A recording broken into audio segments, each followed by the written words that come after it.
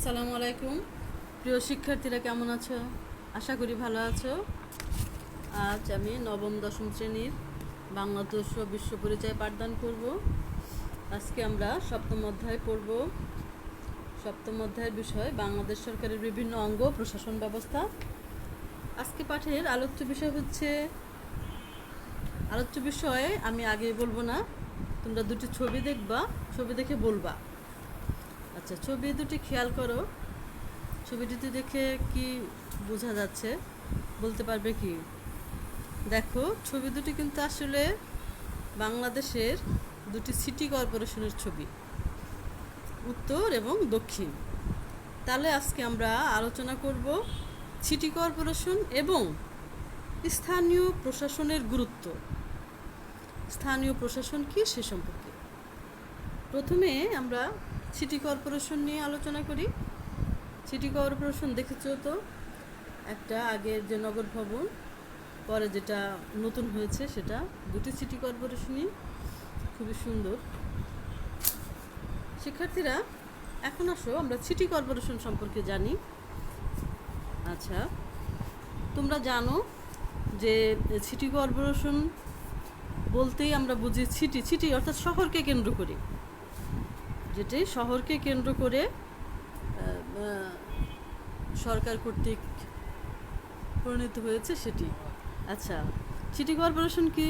ঢাকা, রাজশাহী, চট্টগ্রাম, খুলনা, সিলেট, বরিশাল, রংপুর, কুমিল্লা, গাজীপুর, নারায়ণগঞ্জ ও Mymensingh পৌরসভাকে city কর্পোরেশনে রূপান্তর করা হয়েছে।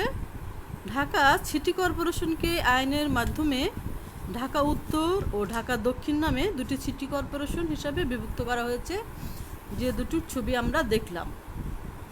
ঢাকা সিটি কর্পোরেশনের এলাকা ও কাজের উপর এর সদস্য সংখ্যা নির্ভর করে। কর্পোরেশনে একজন মেয়র ও একজন ডেপুটি মেয়র আছেন, তারা জনগণের প্রত্যক্ষ ভোটে নির্বাচিত হন। শহরের নানাবিধ সমস্যা, যেমন পানীয় জলের ব্যবস্থা, পয়ঃনিষ্কাশন, ময়লা আবর্জনা অপসারণ ও বর্জ্য ব্যবস্থাপনা, নাগরিক সুবিধা বৃদ্ধি এবং সার্বিক উন্নয়নের জন্য সিটি কর্পোরেশন গঠন করা হয়েছে। তাহলে আমরা বুঝতে পারলাম যে সিটি কর্পোরেশন কেন সৃষ্টি করা বা তৈরি করা হয়েছে। এখন আসো আমরা স্থানীয় প্রশাসন সম্পর্কে আলোচনা করি।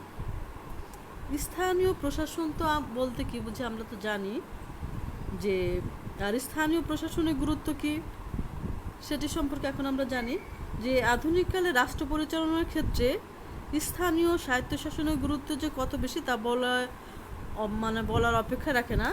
বর্তমানে রাষ্ট্রের আয়তন ও জনসংখ্যা বিশাল। রাজধানীতে বসে কেন্দ্রীয় সরকারের একার পক্ষে দেশের সর্বত্র সুষ্ঠুভাবে শাসন করা, পরিচালনা করা বা নানা বিষয়ে দৈনন্দিন নজর রাখা, স্থানীয় সমস্যা সমাধানের কার্যকর ও সঠিক সময়ে পদক্ষেপ গ্রহণ করা কিংবা উন্নয়ন কর্মকাণ্ড ত্বরান্বিত ও অঞ্চলে নির্বিশেষে সুষম উন্নয়নের নিশ্চিত করা সম্ভব না। আর সেই জন্যই স্থানীয় শাসন ব্যবস্থা করা হয়েছে, যা খুব সহজেই সহজসাধ্য হয়। আর একটা ব্যাপার খেয়াল করো, যে স্থানীয় শাসনের শ্রেষ্ঠত্ব হলো এটি কেন্দ্রের মুখাপেক্ষিতা এবং আমলাতান্ত্রিক জটিলতা মুক্ত। এই ব্যবস্থায় স্থানীয় পর্যায়ে বিভিন্ন সমস্যা সমাধান ও স্থানীয় উন্নয়নের তড়িৎ উদ্যোগ ও পদক্ষেপ গ্রহণ করা সম্ভব হয়। এই ব্যবস্থায় স্থানীয় শাসন ও উন্নয়ন কর্মকাণ্ডে জনগণের অংশগ্রহণ, সচেতনতা বৃদ্ধি ও নেতৃত্বের সৃষ্টি করে। মোট কথা, তাহলে আমরা বুঝতে পারলাম যে স্থানীয় প্রশাসনের গুরুত্ব কী।